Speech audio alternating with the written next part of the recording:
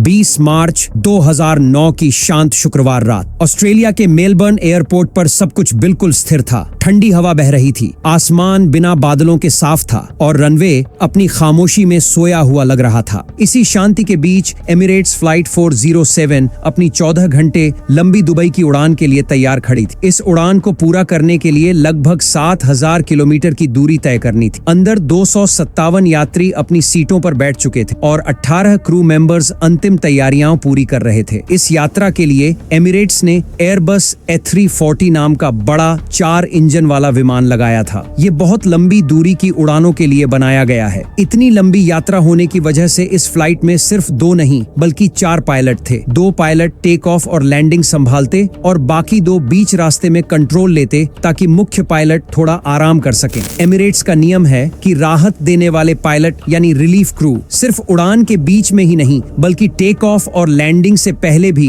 Cockpit में मौजूद रहें ताकि किसी भी अहम पल में एक और नजर बनी रहे। लेकिन आज रात सारी तैयारियों और 4 पायलट होने के बावजूद कुछ ऐसा होने वाला था जिसकी किसी ने भी कल्पना नहीं की थी। जैसे ही आखिरी बैग चढ़ाया गया और केबिन तैयार हो गया, कॉकपिट में काम तेज होने लगा। कैप्टन और फर्स्ट ऑफिसर अपने जरूरी प्री फ्लाइट चेक्स कर रहे थे। दोनों पायलट बहुत अनुभवी थे। उनके पास 8000 से भी ज्यादा घंटों की उड़ान का अनुभव था। उन्होंने एयरबस A340 पर हजारों घंटे उड़ाया था और A330 जैसे लगभग मिलते जुलते विमान पर भी काफी उड़ान भरी थी। इसीलिए देखने में यह उड़ान उनके लिए आसान लग रही थी। लेकिन इसी A330 के अनुभव की वजह से आज रात वे एक ऐसी गलती करने वाले थे जिसे वे समय रहते पहचान नहीं पाए, क्योंकि A330 और A340 में कंट्रोल का एक छोटा सा फर्क था और वही फर्क बाद में बेहद खतरनाक साबित होने वाला था। उस समय कॉकपिट में भीड़ थोड़ी ज्यादा थी। 2 पायलट, 2 ग्राउंड इंजीनियर और रिलीफ कैप्टन, कुल 5 लोग। जगह कम होने की वजह से रिलीफ फर्स्ट ऑफिसर को कॉकपिट के बाहर आगे की छोटी जगह यानी गैली में खड़ा रहना पड़ा जब तक इंजीनियर अपना काम पूरा नहीं कर लेते। अंदर कप्तान, फर्स्ट ऑफिसर और इंजीनियर बातें करते हुए अपने चेक्स कर रहे थे। माहौल बाहर से शांत दिख रहा था, लेकिन यही भीड़, यही थोड़ी सी ध्यान भटकना और कंट्रोल का यही छोटा सा फर्क कुछ ही मिनटों में इस उड़ान को इतिहास के सबसे खतरनाक टेक ऑफ हादसों में बदलने वाला था। यहीं पर फर्स्ट ऑफिसर से एक छोटी लेकिन बेहद गंभीर गलती हो गई। यह गलती तब हुई जब उसने विमान का कुल वजन यानी gross weight electronic flight bag या EFB में डालना शुरू किया। EFB असल में एक टैबलेट जैसा होता है जिसमें पायलट टेक ऑफ से पहले सभी जरूरी गणित करते हैं, जैसे वजन कितना है, कौन सा फ्लैप एंगल चाहिए, इंजनों को कितनी थ्रस्ट देनी है, रनवे कितना लंबा है, किस स्पीड पर विमान उठेगा, इंजन को कितनी पावर देनी होगी, सब कुछ। इसे ऐसे समझो जैसे पायलट का पर्सनल कैलकुलेटर। जब EFB कैलकुलेशन पूरी कर देता है तो वही नंबर विमान के फ्लाइट मैनेजमेंट कंप्यूटर में डाले जाते हैं। FMC को आप विमान का दिमाग मान सकते हो, जो टेक ऑफ और उड़ान के दौरान वही करता है जो इसमें डाला गया डेटा उसे बताता है। समस्या यह थी कि फर्स्ट ऑफिसर ने विमान का वजन गलत टाइप कर दिया था। विमान का असली वजन लगभग 362 टन था, लेकिन सिस्टम में सिर्फ 262 टन लिखा गया, यानी पूरे 100 टन कम। और इसी छोटी सी गलती ने सब कुछ बदल दिया। कंप्यूटर ने अब सब कुछ गलत तरीके से कैलकुलेट कर लिया। उसने माना कि इंजनों को कम पावर चाहिए, फ्लैप्स कम खोलने हैं और टेक ऑफ की स्पीड भी असली जरूरत से कम है, यानी विमान को उड़ाने के लिए जितनी ताकत, लिफ्ट और स्पीड चाहिए थी, कंप्यूटर ने सब कुछ कम आंक लिया। इसे ऐसे समझो जैसे आपकी बाइक पर अकेले बैठे हैं तो हल्का एक्सेलरेटर देकर भी वह चल पड़ेगी, लेकिन अगर अचानक 2 और लोग बैठ जाएं और आप वही हल्का एक्सेलरेटर दें तो बाइक मुश्किल से चलेगी और गिरने का खतरा बढ़ जाएगा। वही हाल प्लेन का होता है जब वजन गलत डाल दिया जाए। विमान भारी होता है लेकिन सिस्टम उसे हल्का मानकर कम पावर और गलत स्पीड बताता है। टेक ऑफ की पूरी फिजिक्स गड़बड़ा चुकी थी। कैप्टन ने EFB उठाया और फर्स्ट ऑफिसर द्वारा डाले गए नंबर चेक करना शुरू किए। सब कुछ बिल्कुल नॉर्मल चल रहा था। तभी कॉकपिट में बैठे एक तीसरे व्यक्ति की बात ने कैप्टन का ध्यान भटका दिया। वह उसकी बात सुनने और जवाब देने में लग गया और चेक अधूरा ही रह गया। अगर कैप्टन कुछ सेकंड बाद भी वापस आकर चेक पूरा कर लेता तो उसे उसे तुरंत दिख जाता कि फर्स्ट ऑफिसर ने विमान का वजन गलत टाइप कर दिया और उसी गलत वजन पर ईएफबी ने टेक ऑफ के लिए जरूरी सारी कैलकुलेशंस निकाल दी थी, जो अब बिल्कुल गलत थी। कैप्टन ने बिना शक किए वही गलत नंबर एफएमसी में डाल दिए और अब विमान भी उसी गलत डेटा पर भरोसा कर रहा था। उधर 257 यात्री आराम से बैठे थे। उन्हें पता भी नहीं था कि कॉकपिट में एक छोटी सी टाइपिंग मिस्टेक धीरे धीरे एक गंभीर खतरे में बदल रही है। एमिरेट्स फ्लाइट 407 को गेट से पीछे धकेला गया। यह समय से 7 मिनट पहले था। विमान अभी रनवे तक पहुंचा भी नहीं था, लेकिन गलत वजन और गलत कैलकुलेशंस पहले ही सिस्टम में दर्ज की जा चुकी थीं और इसी गलत डेटा का असर आगे पूरे फ्लाइट पर पड़ने वाला था। 4 रोल्स रॉयस इंजन शुरू हुए और बड़ा सा एयरबस A340 धीरे धीरे मेलबर्न की रनवे 16 की ओर टैक्सी करने लगा। उस दिन उड़ान फर्स्ट ऑफिसर कर रहे थे, जबकि कैप्टन चेकलिस्ट ध्यान से पूरा कर रहे थे। टैक्सी के दौरान पायलटों ने फ्लैप्स को पहली सेटिंग पर लगाया। सामान्य रूप से भारी विमान को उड़ाने के लिए फ्लैप्स दूसरी या तीसरी सेटिंग पर लगाए जाते हैं ताकि ज्यादा लिफ्ट मिले और विमान आसानी से ऊपर उठ सके। पहली सेटिंग कम लिफ्ट देती है और इतने भारी विमान के लिए यह टेक ऑफ को और भी चुनौतीपूर्ण बना देती है। कुछ देर बाद फर्स्ट ऑफिसर ने थ्रस्ट लीवर्स आगे बढ़ाए। क्योंकि इंजन कम पावर पर थे, इसलिए विमान धीरे धीरे स्पीड पकड़ रहा था। वैसे भी एयरबस A340 एक ऐसा विमान है जो टेक ऑफ के समय थोड़ा धीमा और भारी महसूस होता है, इसीलिए पायलटों को शुरुआती धीमी रफ्तार बिल्कुल भी असामान्य नहीं लगी। उन्हें लगा सब कुछ सामान्य चल रहा है, जबकि असली समस्या चुपचाप अपनी जगह मौजूद थी। विमान पूरी रफ्तार से रनवे पर दौड़ रहा था। कैप्टन ने तेज आवाज में कहा, 100 नॉट। अब विमान उस स्पीड पर पहुंच चुका था जहां से टेक ऑफ रोकना लगभग नामुमकिन होता है। इस स्पीड के बाद ब्रेक लगाना मतलब रनवे से बाहर निकलने का खतरा, यानी अब टेक ऑफ रोका नहीं जा सकता था जब तक सामने कोई बहुत बड़ा खतरा ना आ जाए। विमान और तेज हुआ। रनवे की बीच वाली लाइट्स पर नोज व्हील की धक धक धक और तेज सुनाई देने लगी। कुछ ही सेकंड में विमान V1 स्पीड पर पहुंच गया, यानी अब पीछे मुड़ने का कोई रास्ता नहीं। अब चाहे कुछ भी हो, टेक ऑफ रद्द नहीं किया जा सकता था। इसके तुरंत बाद विमान रोटेशन स्पीड तक पहुंचा। यही वह स्पीड है जहां पायलट नाक ऊपर उठाते हैं और विमान हवा में चढ़ना शुरू करता है। फर्स्ट ऑफिसर ने साइड स्टिक पीछे खींचा, लेकिन नाक हिली भी नहीं। उसने दोबारा कोशिश की और ज्यादा जोर से, फिर भी कोई रिएक्शन नहीं। उधर विमान तेजी से रनवे चीरता हुआ आगे बढ़ रहा था। सामने रनवे का आखिरी 1 किलोमीटर बचा था। इस स्पीड पर टेक ऑफ रोकना सीधा एक बड़े हादसे की तरफ ले जाता। अब सिर्फ एक ही रास्ता था, किसी भी तरह विमान को उठाना। कॉकपिट में तनाव चरम पर था। कैप्टन ने जोर से चिल्लाया, और खींचो और खींचो। फर्स्ट ऑफिसर ने पूरी ताकत लगा दी। साइड स्टिक जितना पीछे जा सकता था उतना पीछे खींचा। आखिरकार नाक ऊपर उठने लगी। एक पल के लिए कॉकपिट में राहत की सांस आई, लेकिन यह राहत सिर्फ 2 सेकंड की थी, क्योंकि अगले ही पल पायलटों के सामने वह दृश्य था जिससे हर पायलट डरता है। सिर्फ नाक ऊपर उठी थी। विमान का पूरा शरीर अभी भी जमीन से चिपका हुआ था। साइड स्टिक पूरी ताकत से पीछे खींची थी, नाक हवा में थी, लेकिन इंस्ट्रूमेंट्स साफ दिखा रहे थे कि विमान की ऊंचाई लगभग 0 है। विमान ऊपर चढ़ने की पूरी कोशिश कर रहा था, लेकिन वह जमीन छोड़ ही नहीं पा रहा था। जैसे जैसे विमान रनवे पर तेजी से आगे बढ़ रहा था, फर्स्ट ऑफिसर पूरी ताकत से कोशिश कर रहे थे कि विमान किसी तरह हवा में उठ जाए। वह बार बार साइड स्टिक पीछे खींच रहे थे, लेकिन विमान जैसे जिद पर अड़ा हुआ था। वह ऊपर उठ ही नहीं रहा था। अब स्थिति बेहद खतरनाक हो चुकी थी और फिर धड़ाम, विमान की टेल रनवे से टकरा गई। करीब 300 किलोमीटर प्रति घंटा की रफ्तार पर टेल का जमीन से रगड़ खाना मतलब चिंगारियां उड़ना, धातु के छिलने की जोरदार आवाजें आना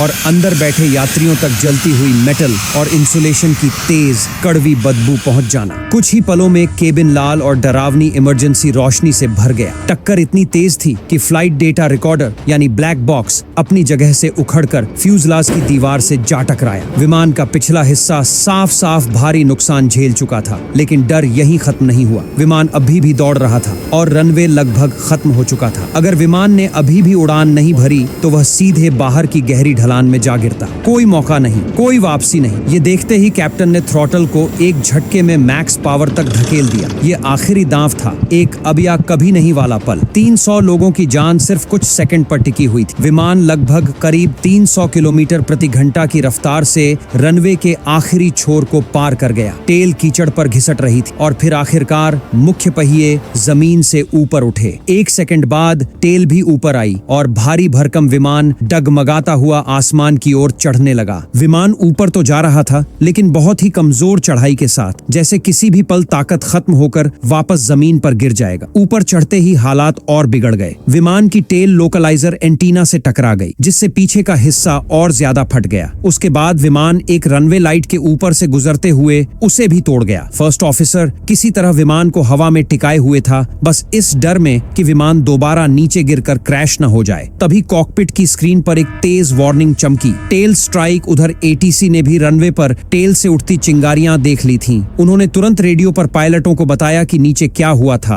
अब सच सामने था, दुबई जाना नामुमकिन था। इस विमान को हर हाल में मेलबर्न वापस लौटना ही था, लेकिन अब नई मुश्किल खड़ी हो गई थी। विमान में 130 टन से ज्यादा फ्यूल था। दोस्तों, वीडियो में आगे बढ़ने से पहले एक छोटी सी बात। अगर आपको यह वीडियो थोड़ा सा भी अच्छा लग रहा है तो कृपया लाइक जरूर कीजिए और अक्रॉस एयर चैनल को सब्सक्राइब कर लीजिए। और अब आते हैं उस पल पर जहां सब कुछ बदलने वाला था। इतने भारी वजन के साथ लैंड करना बेहद खतरनाक था, क्योंकि विमान की लैंडिंग लिमिट इससे काफी कम थी। सुरक्षित उतरने का सिर्फ एक तरीका बचा था, हवा में ही फ्यूल फेंकना, यानी फ्यूल डंप करना। एटीसी ने तुरंत उन्हें 7000 फीट की ऊंचाई पर चढ़ने का आदेश दिया और समुद्र की तरफ भेज दिया, ताकि वे वहां सुरक्षित फ्यूल डंप कर सके। कॉकपिट में उस समय सबकी धड़कनें तेज थीं। हर कोई समझ चुका था, अगर कैप्टन ने आखिरी सेकंड में मैक्स पावर नहीं दिया होता तो यह विमान रनवे के आगे की अंधेरी ढलान में टकराकर एक भयानक आग का गोला बन चुका होता। अब पायलट सिर्फ डर या घबराहट के भरोसे कुछ नहीं कर सकते थे। हर सेकंड की कीमत। उन्हें बस दिमाग ठंडा रखना था और एक ही चीज सोचना था, इस भारी विमान को मेलबर्न तक सही सलामत कैसे पहुंचाया जाए। लैंडिंग से पहले सबसे बड़ा सवाल यह था कि कितना ईंधन बाहर निकालना पड़ेगा ताकि विमान का वजन सुरक्षित लिमिट में आ जाए। इसके लिए EFB की जरूरत थी, और जैसे ही फर्स्ट ऑफिसर ने EFB खोला, उनका हाथ और पैर सुन्न हो गया। स्क्रीन पर टेक ऑफ वाला ही पेज खुला था और उसमें जो वजन लिखा था वह असली वजन से पूरे 100 टन कम था। उसी पल उन्हें समझ आ गया कि उनसे कितनी बड़ी गलती हुई है। एक छोटी सी ध्यान भटकने से लगभग 300 लोगों की जान खतरे में पड़ चुकी थी। उनके पास सोचने या पछताने का समय बिल्कुल नहीं था। तभी पीछे बैठे रिलीफ फर्स्ट ऑफिसर ने घबरा कर कहा, एयरक्राफ्ट प्रेशराइज नहीं हो रहा है। विमान में प्रेशराइज का मतलब है कि ऊंचाई पर पतली हवा के बीच भी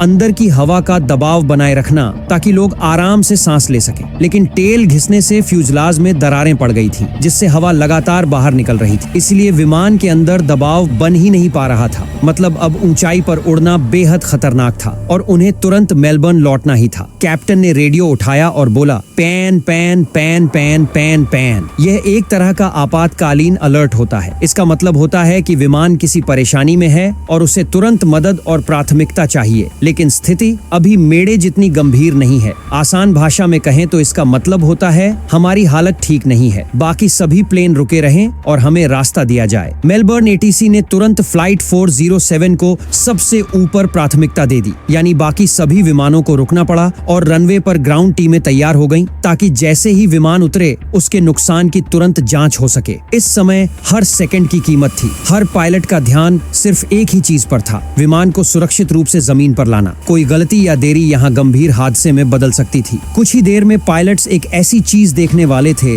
जो पूरे कॉकपिट को झकझोर देती। लेकिन उससे पहले चारों पायलट एक ऐसे फैसले पर अटक गए थे जिस पर पूरी फ्लाइट की जान टिकी थी। लैंडिंग से पहले कितना ईंधन फेंका जाए। यह बिल्कुल आसान फैसला नहीं था, क्योंकि एक तरफ विमान की सुरक्षित लैंडिंग सीमा 243 टन थी और उससे ज्यादा वजन पर उतरने का मतलब था कि ब्रेक्स ओवरहीट होकर फेल हो सकते हैं, लैंडिंग गियर टूट सकता है और एयरक्राफ्ट की टेल जो पहले ही रनवे को छूकर फट चुकी थी, लैंडिंग पर और भी ज्यादा क्षतिग्रस्त हो सकती है। लेकिन दूसरी तरफ उतना ही बड़ा डर खड़ा था कि अगर बहुत ज्यादा ईंधन फेंक दिया गया और अंतिम क्षणों में किसी वजह से लैंडिंग के वक्त गो अराउंड करना पड़ गया तो दोबारा उतरने के लिए ईंधन ही नहीं बचेगा। यानी सिर्फ एक मौका, एक ही कोशिश, और उस एक कोशिश में जरा सी भी गलती पूरे विमान के लिए विनाशकारी हादसा बन सकती थी। दोनों तरफ बराबर का खतरा था, ज्यादा वजन पर उतरने का रिस्क या कम ईंधन के कारण वापस चक्कर न लगा पाने का डर। इसलिए पायलट्स ने बीच का रास्ता चुना और 80 टन ईंधन फेंकने का फैसला किया, जिससे विमान का वजन करीब 280 टन रह जाता। हाँ, यह अब भी सीमा से 37 टन ज्यादा था, लेकिन इतना ईंधन बचता कि जरूरत पड़ने पर पायलट 2 से 3 बार लैंडिंग की कोशिश कर सकते थे। इस बार कोई गलती की गुंजाइश नहीं थी, इसलिए उन्होंने लैंडिंग का पूरा हिसाब 3 बार निकाला, 2 बार इलेक्ट्रॉनिक टैबलेट पर और 1 बार असली परफॉर्मेंस बुक में, ताकि वजन, स्पीड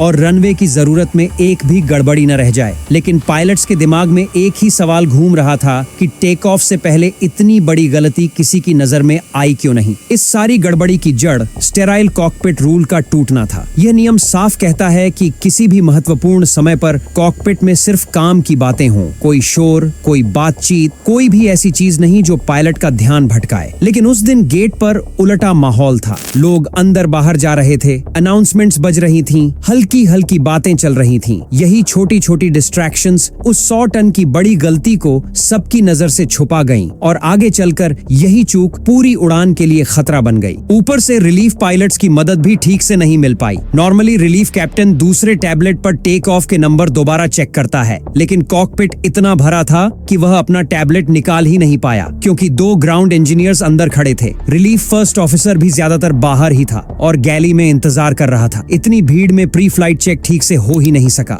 दूसरी बड़ी समस्या यह थी कि EFB पर निकले गलत फिगर्स किसी को अजीब लगे ही नहीं, क्योंकि सभी पायलट पहले A330 जैसे हल्के एयरबस उड़ाते थे। उनके वेट और स्पीड के नंबर इस विमान से मिलते जुलते हैं, इसलिए गलत वेट डालने के बाद भी दिखने वाली स्पीड्स और फ्लैप सेटिंग्स सबको सामान्य लगी। यही एविएशन की सच्चाई है, जहां सब कुछ नंबरों पर चलता है और छोटी सी गलती पहली नजर में पकड़ में नहीं आती, लेकिन वही गलती धीरे धीरे एक बड़ा खतरा बन जाती है। यही हुआ यहाँ भी। और अब 7000 फीट पर समुद्र के ऊपर एयरक्राफ्ट की फटी हुई टेल और कैबिन प्रेशर न बन पाने की समस्या साफ बता रही थी कि गेट पर हुई एक छोटी सी चूक कैसे एक गंभीर संकट में बदल गई। पायलटों के पास अब सोचने का बिल्कुल समय नहीं था। उनके सामने 257 लोगों की जिंदगी थी और उनकी एक ही जिम्मेदारी, किसी भी हालत में सबको सुरक्षित वापस जमीन पर उतारना। तभी कंट्रोल से मैसेज आया कि रनवे की पूरी जांच हो चुकी है और नतीजा बहुत खराब था। रनवे के एंड पर विमान की टेल के टूटे हुए हिस्से पड़े थे, मेटल के कई टुकड़े बिखरे थे, एक रनवे लाइट टूट चुकी थी और कुछ एंटीना भी उखड़ गए थे। इससे साफ था कि टेक ऑफ के समय जो टक्कर हुई थी वह काफी बड़ी थी और विमान को गंभीर नुकसान पहुंचा था। इसी दौरान कैप्टन ने पहली बार पैसेंजर्स से बात। शांत आवाज में उन्होंने बताया कि टेक ऑफ के वक्त विमान की टेल रनवे से टकरा गई थी और अब वे फ्यूल डंप करके वापस एयरपोर्ट लौट रहे हैं। लेकिन कई यात्री पहले ही घबराए हुए थे, क्योंकि उड़ान भरते समय उन्हें नीचे से तेज घिसने की आवाज सुनाई दी थी और खिड़की से लाल चिंगारियां भी उठती दिखी थी। किसी भी आम इंसान के लिए यह दृश्य डराने के लिए काफी था। केबिन क्रू ने तुरंत केबिन को लैंडिंग के लिए तैयार करना शुरू कर दिया। उधर पायलटों ने फ्यूल डंप शुरू किया। विंग्स के पीछे लगे नोजल्स से